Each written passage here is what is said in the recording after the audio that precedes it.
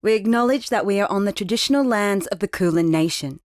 We pay our respects to elders, past, present and emerging, and acknowledge the Aboriginal and Torres Strait Islander people's spirit, imagination and rich history of storytelling and humour that is an inspiration for all Australians. Hello! Welcome to another episode of the Bearer of Weird News. As always, I am your host and the suppository of all wisdom, Matt Harvey. Now, first up, a huge thanks to everyone who came out for the Sydney Comedy Festival. I had a great time, despite the mild flooding rains and the ensuing cold that they gave me. I do look forward to coming back at some point, so if I do come out again, it was excellent. I had a very fun time. But we do need to focus on the now. And this very episode, which is distracting you from the horrors of your work commute, or distracting you from the horrors of the knowledge that Cthulhu lies just out there, just beyond the boundary of the sea, and providing distraction for the thin, bony Faraday cage of your skull that holds back the constant knocking of the unknowable and the unfathomable. Or maybe we're just helping you get through some household chores, each to their own. However you listen to the podcast is correct. Now, this episode is brought to you by National Lost Sock Memorial Day. We all face the endless, ceaseless disappearance of socks in our lifetime, be it from a holiday, a washing machine, or the brave souls that were lost in the Great War against the sock-stealing beasts, which will henceforth be known as the Great Battle for the Souls. Though, we should note that these souls are in fact not lost. They were sacrificed to keep the dark gods and incomprehensible horrors in the dark recesses of the washing machines across the world. We salute you, brave souls, and thank you for your duty. This episode is also brought to you by the play that I am currently helping to produce at TheatreWorks this coming June and July. It's called The Platypus. And it is a sort of darkish romantic comedy about relationships and about the ways we perceive them and when we're in them and out of them. It's an excellent piece. It was written by and directed by Francis Greenslade, who you may know as one of the performers from Mad as Hell. So if you enjoy Francis's madcap wonder, then you should definitely come out and check out the play. It's a really fun time. Now, as for my own shows, I'll be bringing them to a few places near you soon. I'm looking at locking in some dates before too long. I'm in talks with some places at the moment, so we will figure that out when we figure that out. But hopefully I'll be able to bring one of my stand-up and storytelling shows your way pretty soon. But until then, of course, I will be the bearer of weird news.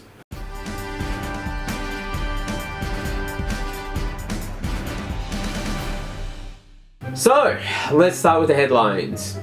Australia's defence budget will be given an extra $50 billion over the next decade as part of a shake-up of the Australian military.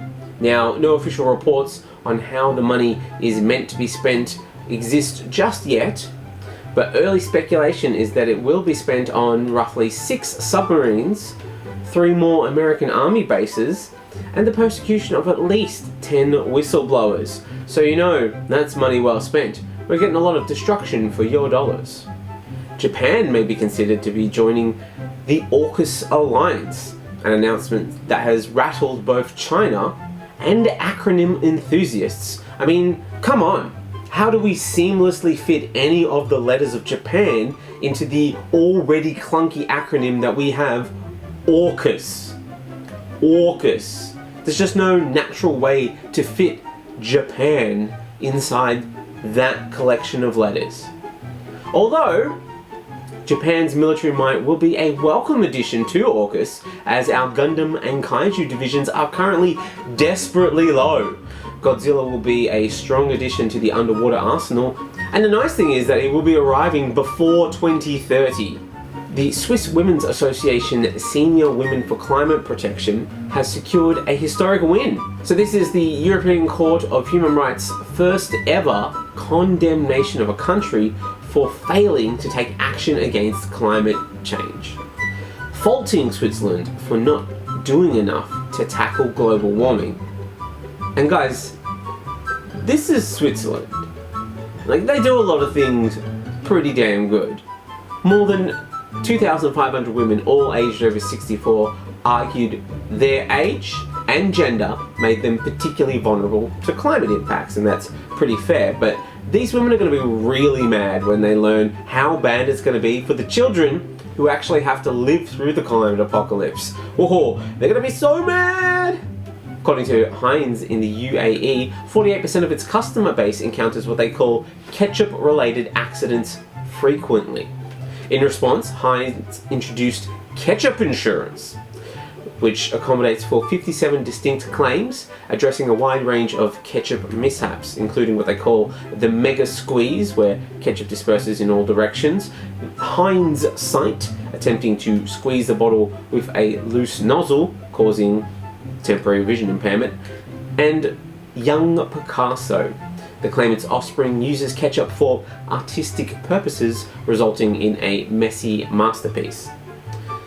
Look, it does make sense when you realise that insurance is really for situations where you're in a bit of a tight squeeze. I mean, hot dog! This is a bit of a wonderful idea, right? Word is that they will be working fast on cases so that they'll never have to catch up. But I can't find a reliable source on that information. You know, actually, in hindsight, insurance might be the most logical road for a company like this, as insurance policies do have a habit of bottling things up, and a hireman was caught on camera pointing a gun at a Burger King employee who was offering him a discount on his order. Now, don't shoot the messenger, but I hear, in keeping with tradition, the NRA immediately called him up and offered him a position in leadership. They've refused accusations that he had gone off half-cocked, calling him a real straight shooter. Australia Post has announced that they will be halving the amount of days that they will be delivering letters as a generational shift in the nation's postal services takes effect. When asked about the announcement, Australia Post said that there was no need for them to deliver letters 5 days a week, as they already weren't delivering letters most days anyway. This just makes it official. Computational scientist and mathematician Avi Widgerson has won the Turing Award for his work helping to prove that randomness is not required for efficient computation. And look, not a moment too soon if you ask me. I'm so sick of my computer unexpectedly turning off and on again and then being like, lol, I can't believe that happened. I'm so random. I'm the most random one in my computer group, you know? I'm the most random one in my LAN party. Everyone says so. Fucking annoying, that's what I tell you. Biofuel company Firefly plans to develop the world's first commercial scale factory, turning human waste into sustainable aviation fuel. You'll always know when they're flying overhead, as their new fuel always leaves streaks. No word of a lie. They've developed this deal with an airline known as Wizz Air, which, come on, like, it's just very intentionally on the nose. I hear that they wanted to make a deal with Flying Turd Airways, but Qantas actually refused to take their calls. The good news is that to encourage people to fly on their airships, they will be giving away free meals on every flight. The bad news is that all of their meals are curries with beans.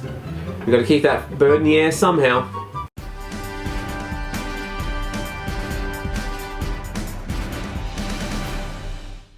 That's the end of the headlines, and we're moving on now to the bigger news. Starting off with zombie bug news.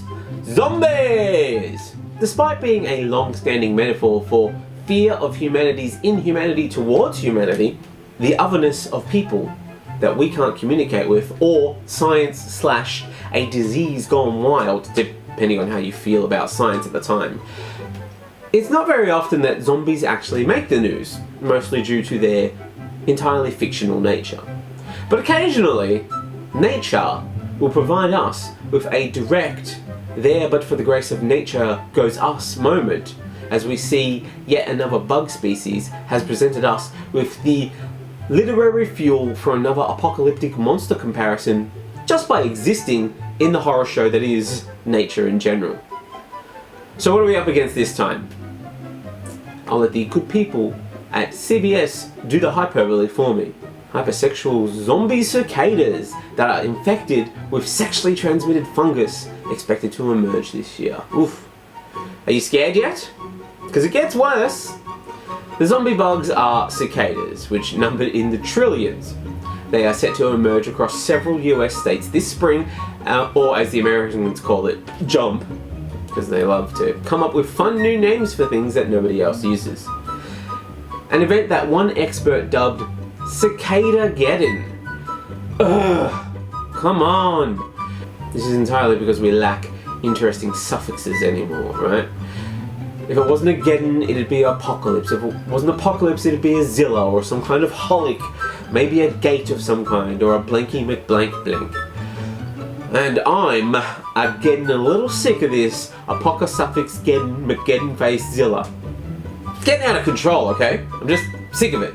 We need to come up with some new suffixes. So not only are there more cicadas than usual expected this year, some of them will be the aforementioned zombie cicadas. Clearly cicadas that have migrated across the multiverse from the Walking Dead universe, or maybe the George A. Romero Zombie Cinematic Universe, the ZCU, or even the Shaun of the Dead universe, as they do have some red on them.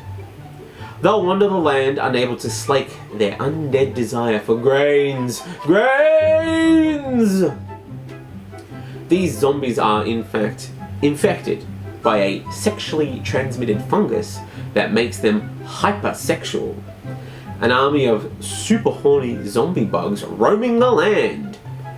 Matthew Casson, an associate professor of mycology and forest pathology at West Virginia University, says this year's broods can be infected by a fungal pathogen called Massapora cicadina.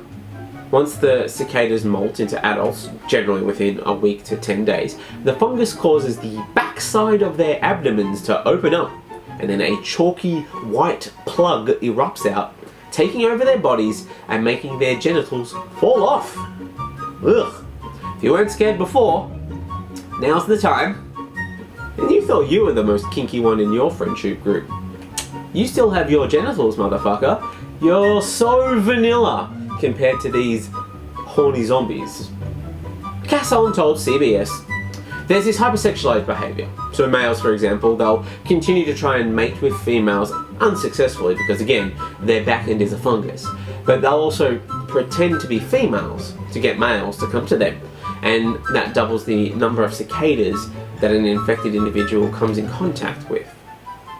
See, usually cicadas will let out a loud humming sound to attract female cicadas, right? And the female will flick her wings to signal that she wants to mate. But this fungus has males flicking their wings, like females, to attract males in order to, well, in turn infect them. Because the fungus is sexually transmissible. It's an STD. They're spreading zombism as an STD. It's a Ben Shapiro film waiting to happen, as the genderless zombies, driven by their lustful, intoxicating high, seducing the youth of the world in an attempt to infect them with their new zombie way of life, their genderless agenda. I can see it already happening, and it's quite lazy. Obviously, the gaping-mouthed content churn buckets at Fox and Sky News are already preparing some stories about their gender pretenders spreading their genderless agenda. They get really upset about this sort of thing. It riles them up to no end, and then they can't sleep at night. You've got to stop upsetting them this way, CBS and the world. I can hear it right now. You ready? Here we go. This is what it will sound like. Can you believe this? Can you believe this? These gender, non-conforming, promiscuous, slutty zombie bugs corrupting our youth with their woke, hiding underground for 17 years zombie bug ideals. I mean, this stuff practically writes itself. It's not even that hard. Casson also said the cicada continues to participate in normal activities, like it would if it was healthy. Like, it tries to mate, it flies around, it walks on plants, yet a third of its body has been replaced by fungus. And that's really kind of bizarre. And look, he's not wrong. See, the reason the cicadas might not be able to ignore the fungus, which, remember, has taken over a third of their body, is that it produces an amphetamine, which could give them stamina. But, come to think of it, now that I know that, no, he's completely wrong. See, that's the problem with these academics. They lack any real-world experience. I've seen this exact behaviour in people before. People propelled forward only by the amount of amphetamines flowing through their body, compelled to ceaselessly thrust at their intended sexual partners regardless of any signs of interest, and little to no regard for the possibility of passing on any kind of infection that they might already be carrying. If this doesn't sound familiar to you, guys, this is recovery at Revolver. Yeah, that's right, Revolver nightclub.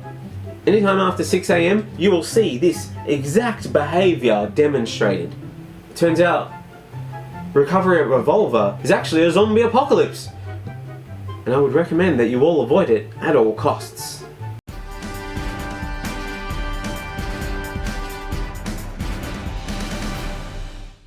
Moving on now, it is art news.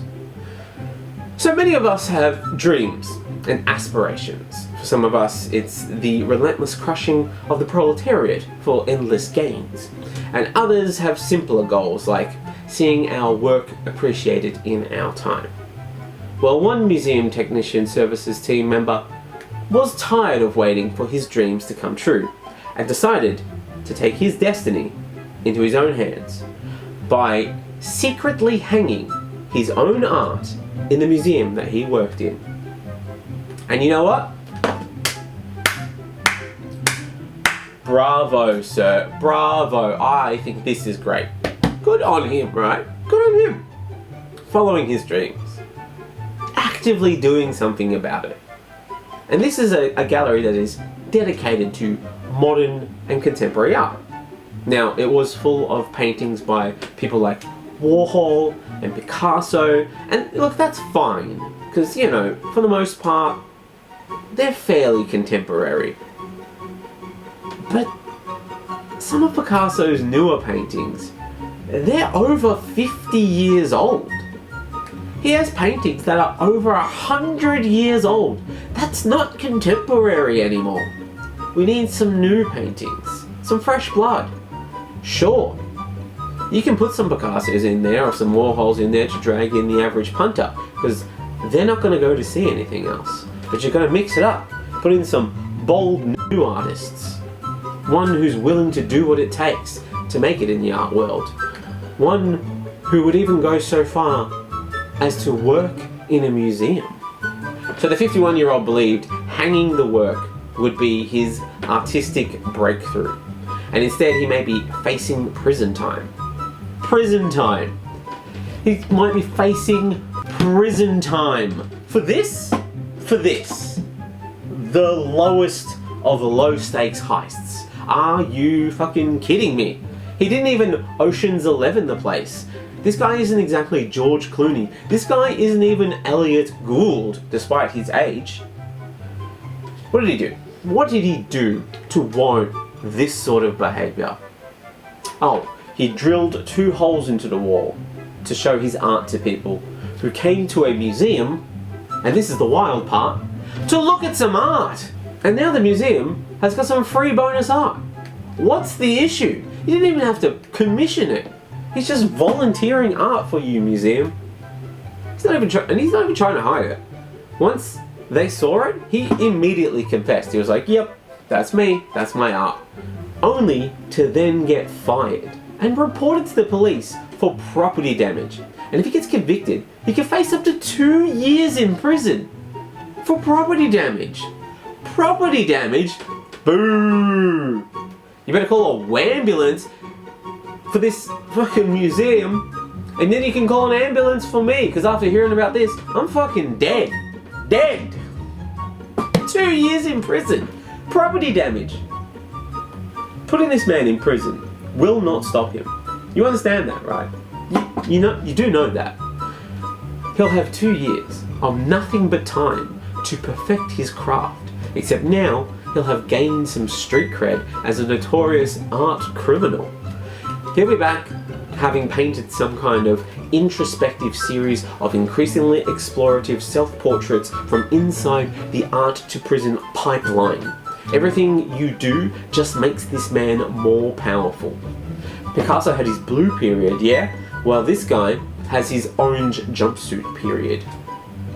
A, if I am completely honest, somewhat snobbish and snarky spokesperson for the gallery, snarkily snarked, the employee considers himself as an artist and most likely saw his role in the museum's installation team as a day job to support his true calling.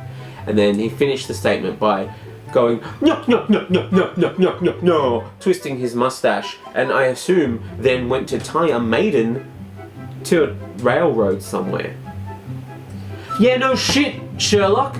That's called being an artist. Fuck me.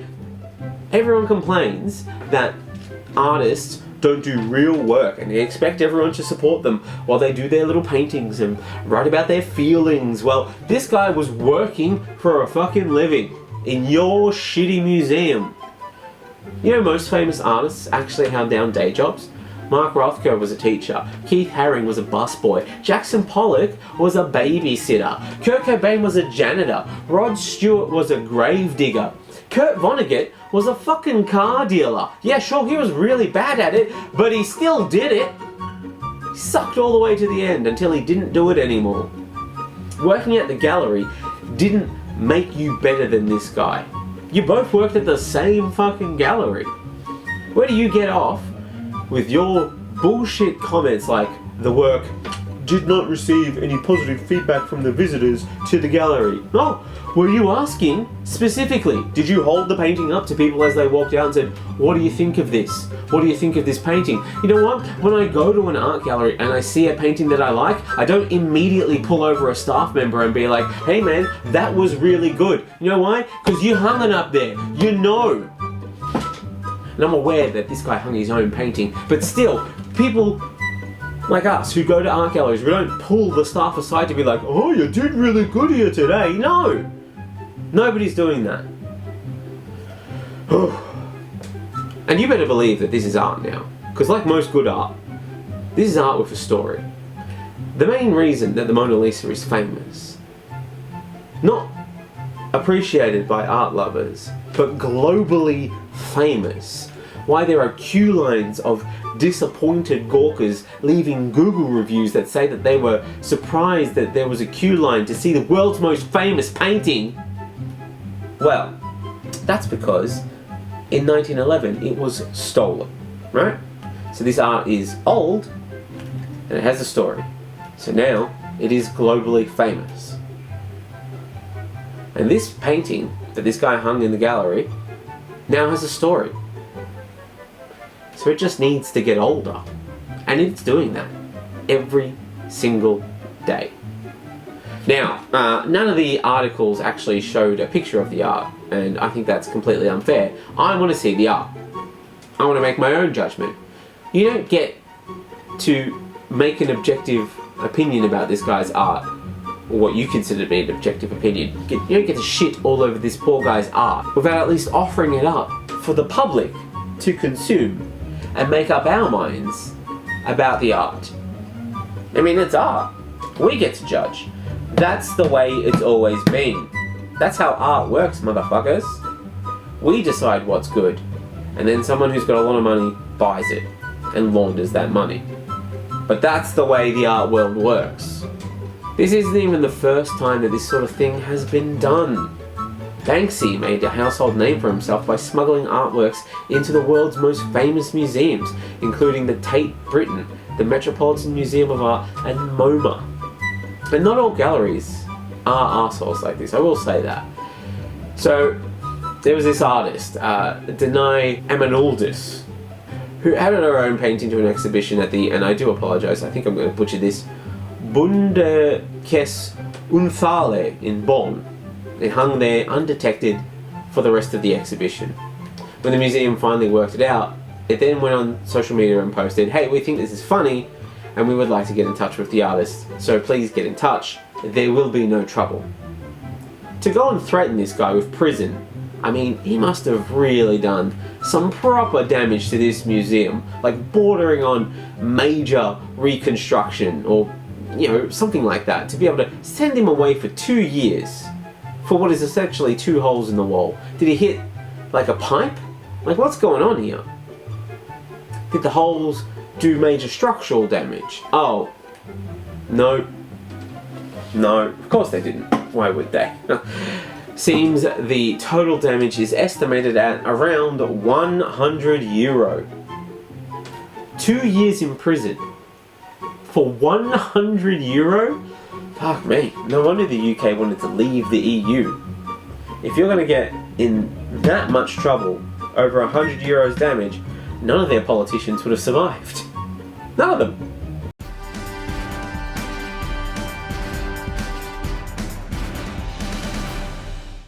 Moving on now, it is athletics news. Trans athletes are making news again after they continuously smash world record after world record, completely dominating all sports the world over and making those old-fashioned binary conforming athletes redundant. Oh, what's that? Oh, yeah. You might notice that it is achingly quiet now, and that is the sound of the very few trans athletes who have actually managed to carve out medals in the incredibly competitive world of Olympic level sports. It's not their fault that it's so tough. It's literally the measure by everything else we measure things. Yet, after the success of Will and Grace and some spicy protests made it not okay to be openly homophobic, hardcore conservatives found that they had to find a new group to pour all of their hate into. And that is how we arrived at netball being the latest sport to ban transgender athletes from competing at an international level. Let me just say,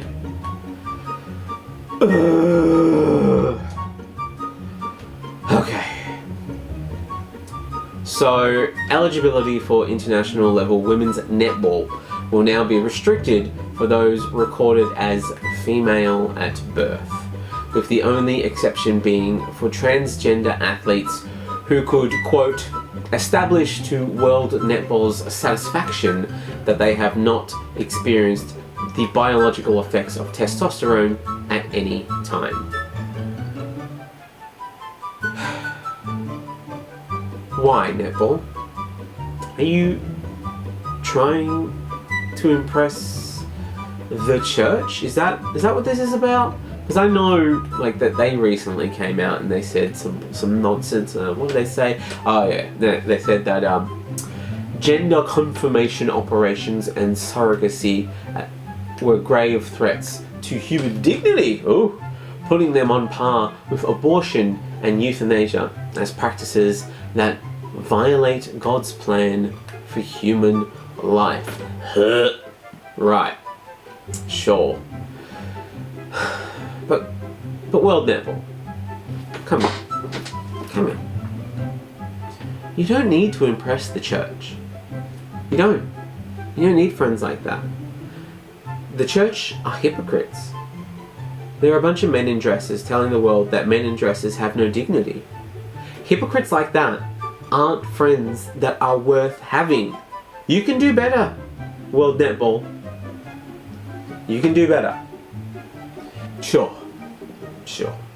I will grant you that a lot of athletes do, thank God, but see, here's the thing. They are young and they are fit, and if they can get the right endorsements deal, they are going to be very rich. Of course they think God is with them. They haven't lived out here in the real world with the rest of us. World Netball, you're a business. You need to learn from the turning tide of other businesses and do some of that rainbow washing that we've been giving you shit for so many years. Now, I will grant you, we have been giving you shit for many years for this exact sort of thing, and it is very empty ass kissing. And we all know, nobody actually believes that you think this sort of stuff, but at least you're pretending to be on the right side of history. And let's be honest, Gen Z loves a little bit of ass eating, so they'll eat that shit up.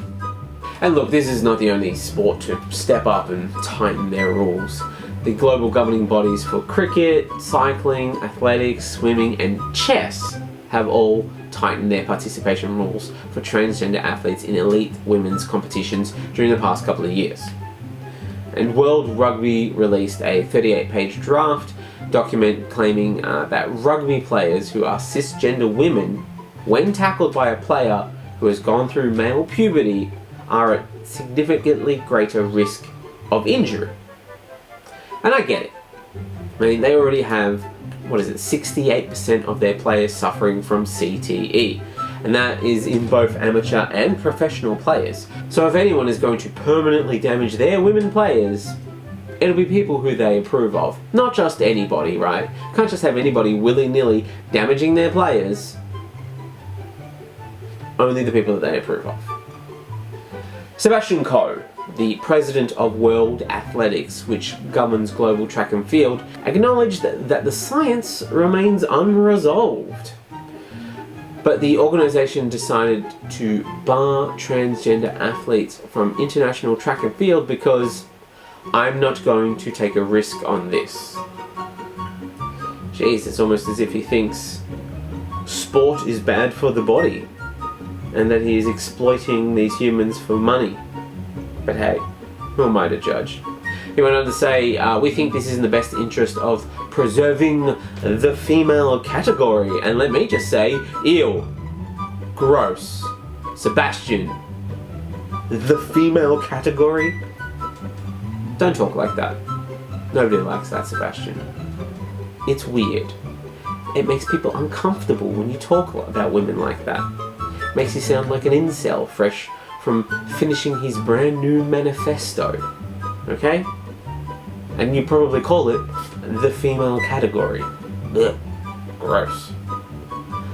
It's worth noting the policy pertains only to international competition, and World Netball said national governing bodies could choose to modify or even not apply these rules or guidelines if they decided to base their participation rules on other factors.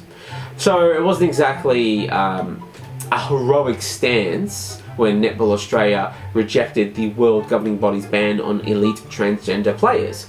But it's still something, right? It's not often that Australia is early on doing what we call the right thing. So, congratulations, Netball Australia, and good on you. Good on you for doing the right thing. And like I said, early for a change. Very strange of us. So, surely all of the trans players will have a lot to say on the matter. Shall we have a clip of that somewhere? Anyone? Surely. Well, surely someone is thankful. Oh. What's that? There are no transgender players in Australia's national competition. Well, that makes a lot more sense. As a country, we were always better with symbolic gestures than we were with actually doing anything that helped somebody who needed some help. I'm sure if we had some trans players, we'd currently be dragging our feet on the issue, really dithering, taking our time and just humming and going over all the bits and pieces to make sure that we were doing the right thing. But right now, nothing will change, so we can just be like, yeah, we allow it. We don't have to defend them when it comes to going into an international competition, so we can just say like, oh well, look how cool we are, we allow it. And all of this business about trans players, I mean, it's just the same, a new version of the old school behaviours in sports. So International Olympic Committee founder and gold medal winner for literature in the 1912 Summer Olympics for his poem Ode to Sport, Pierre de Coubertin described women's sports as impractical, uninteresting, unaesthetic, and as we are not afraid to add, incorrect. De Coubertin declared the Olympic spirit required the solemn and periodic exaltation of male athleticism based on internationalism by means of fairness in an athletic setting with the applause of women as the reward. See, now, That sounds like the opening paragraph of your manifesto, The Female Category. Right? See how that's how you sound when you say things like the female category. But look at this. Look at this nonsense, right? They wouldn't allow women in sports. They finally did. And now they are desperately fighting to protect women's sports. Like it's an endangered condor losing its home to habitat destruction. Actually, more than like a condor, because nobody actually fought anywhere near as hard to protect the condor as they are fighting to protect something that isn't even in danger. The female category of women's sports. It's interesting that this is only ever seen to apply in one direction. You know what I mean? Like, I've looked and I couldn't find any bans on trans men competing in male sports, despite their estimation that it would actually just be the same problem, right? A bunch of cis men overpowering a bunch of women. Sure, they've tried testosterone and they've been, what was it? They've had the advantage of testosterone, but not nearly as much. So, because they don't consider trans athletes to have like actually crossed that gender divide, this is a pretty strong inconsistency because they're worried about male athletes beating up female athletes, but they'll allow female athletes, in their estimation, compete against male athletes, which would just result in male athletes beating up female athletes. You know what I mean? Do you see the inconsistency? But it's, oh no, did we protect the women? Look at it! The women! Oh, the women! Something will happen to the women! These toughest, fittest women in the world who would be tougher than most average men. But the women! See, I've noticed a few of these anti-trans folk are also the same kind of people who proclaim that abortion is murdering a baby. That a shapeless blob of crumpled cells that hasn't developed is somehow representative of the human form. And that is indeed a human and should be considered a human. And as such, it is afforded the rights of a human, and therefore can't be aborted, or, as they call it, murdered. Well, what they never seem to consider, or maybe they just don't know, is that this little fact is that all humans start as females. Regardless of how they end up down the road, it is the reason that men have nipples. It's a just in case, we say that way. Nipples are nature's contingency plan. So logically, follow me, logically, if all babies are humans, from the beginning, as they assert, and all humans start as women, as science has proven, and some of those women later become men in life, because you get that extra chromosome and BAM! You're a man, baby! And not like a man baby, but like a baby. You're a man. Baby. Specifically a trans man, baby. And you made, look, these guys made the rules. Conservatives, you made the rules. And with some help from science, I'm here to inform you that all men are now in fact trans men.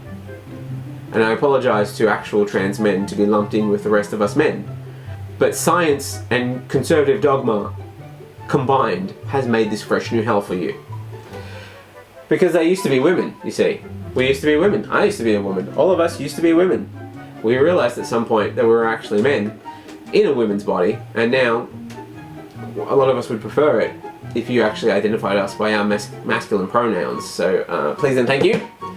And because so many of these very same people are so actually obstinate about referring to people by their preferred pronouns instead, referring to them by their old pronouns, by their original pronouns before they discovered who they were and made an active choice about their pronouns, well, that means that you'd best refer to all men, no matter where they live, no matter how they think they are, no matter how masculine they think they are. All men now are she, hers, and I do apologise to all women, both trans women and cis women, for lumping all men in the she, her category. I understand that that is unfair to put us all in there with you. You've been trying so hard to escape us for the most part, even going so far as to preferring to hang out with a bear. But I don't make the rules. I just get stuck abiding by them. See what happens when you push your silly gender agenda ideas on the rest of us? All of us, we just want to be respectful, okay? We just want to be respectful to your beliefs. Your silly beliefs. Though if I am honest, for people who are determined to do away with the gender binary and open our minds to the fluidity of the gender spectrum, I gotta ask this very important question: why are they so determined to be bound by the binary of men's and women's sports? You know what I mean? Like, why would we stick rigidly with men's and women's sports? They need to start the campaign. They need to start the movement to rise above it all, to demand a third category, the non-binary category. And they can invite anyone who wants to compete, regardless of how stupid they behave.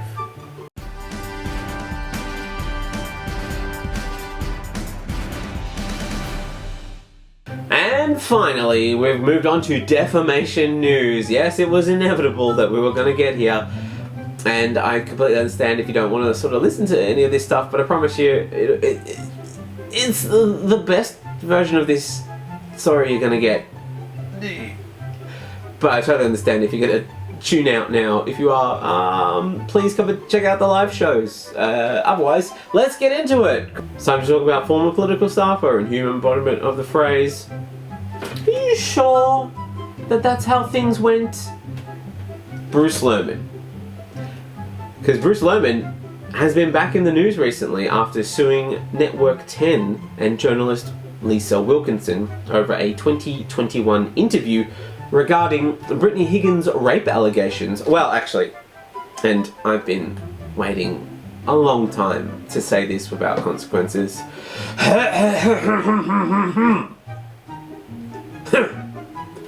In a 2021 interview regarding the credible accusations of Brittany Higgins against filthy rapist scum Bruce Lerman. Oh, the truth does roll nicely off the tongue and will set you free. Oh, except for Bruce Lerman, who will fuck up completely. So how did Lerman go from alleged to confirmed in such a small amount of time? Let's get into it. I mean, it's the same way that they all do. He got cocky in this case, more than one way. Sorry. Network 10 had a major court victory when it successfully argued for the Lerman defamation case to be reopened based on new information in the form of 4 affidavits from 7 producer Tyler Auerbach. Auerbach helped make the 2023 Trial and Error episode of Spotlight, which featured an exclusive interview with Lerman in which the former political staffer declined raping Higgins. The interview, which was filmed after Lerman's criminal trial collapsed due to juror misconduct, became a finalist for the Walkley Awards Scoop of the Year. Now, for those who don't know, the Walkleys are the Logies for journalism, but even less people know what they are. Although, there's probably just as much coke in the green room. And to my knowledge, they've never rescinded a Logie Award. Not even after Bert Newton called Muhammad Ali the boy, or all of the sexual assault claims. Whereas this Walkley nomination was rescinded after court proceedings revealed 7 had paid an estimated $100,000 in rent for Lerman over a year in a financial deal that had not been disclosed to the judging panel. And let me just pause there. $100,000 for rent. Where was this guy staying? Inner city Sydney? Fuck me. And this is a hard thing to say about incredibly accused racist Bruce Lerman, but I have to respect the hustle. Lerman got a lot of things out of this deal. Reimbursement for the cost of illicit drugs and prostitutes, covering perks, including more than $10,000 for Thai massages and flights to Tasmania to play golf, a further $12,000 in rental expenses for Lerman, and expensive meals, spending $517.97 at Franca, $404 at Chop House, which, if you want to know, includes a $361 tomahawk steak. But of all the things, getting them to pay rent is the biggest grift that there is. Like, nobody wants to pay rent. No, you hear that, landlords? Nobody wants to pay rent.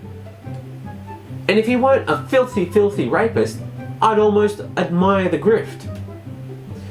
But almost $100,000, and you choose to give it to a landlord? You could put a deposit down on a house for that kind of money. You could have got them to cover your mortgage for a year. It just shows the real short-sightedness of this kind of grifter. These Liberal Party scavengers are always looking for immediate benefits and never really planning long-term. They could be spending all of this time taking bribes from solar lobbyists for the rest of time. But instead, they were hanging out with coal lobbyists, desperately hanging on to the past. And while we're at it, solar lobbyists, what the fuck are you doing? Why aren't you offering bribes? You've seen how the system works. But I digress. Seven claims that it did not condone or authorize the payments, that they were misuse of the corporate credit card. Oh, you don't say. Paying for sex workers and coke, that's not part of the standard expenses that Channel 7 approves?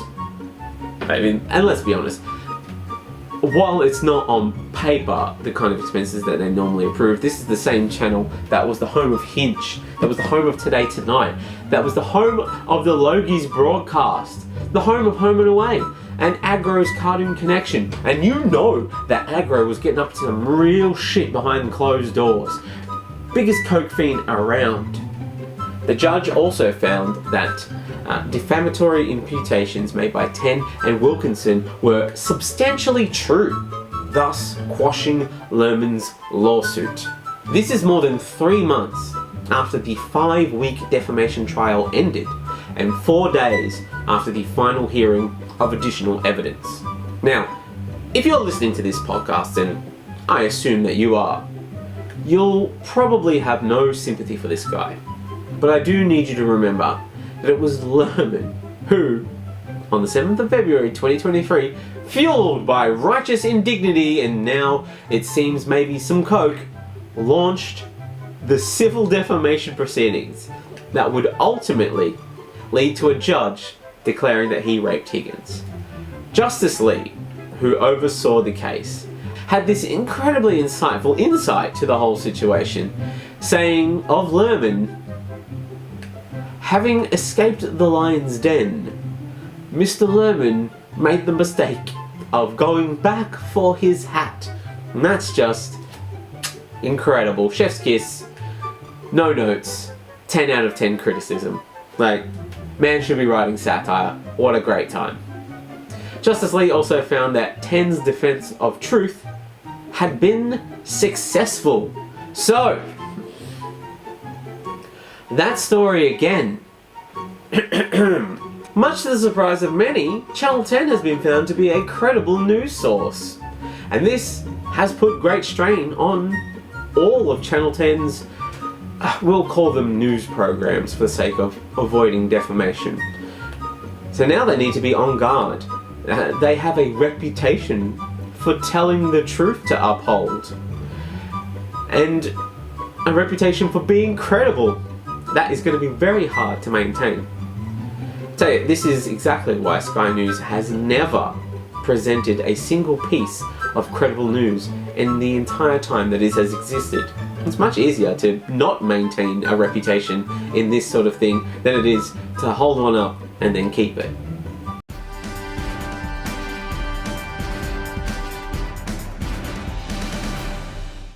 And that's the end of the episode, guys. Thank you so much for hanging around. I really do appreciate those of you who made it all the way to the end. If you do want to support the show, do the podcast, please come out to some of the live shows. I'll be touring my own live shows at some point, but do come out to the Platypus, pick yourself up a ticket, and come and see some incredible theatre.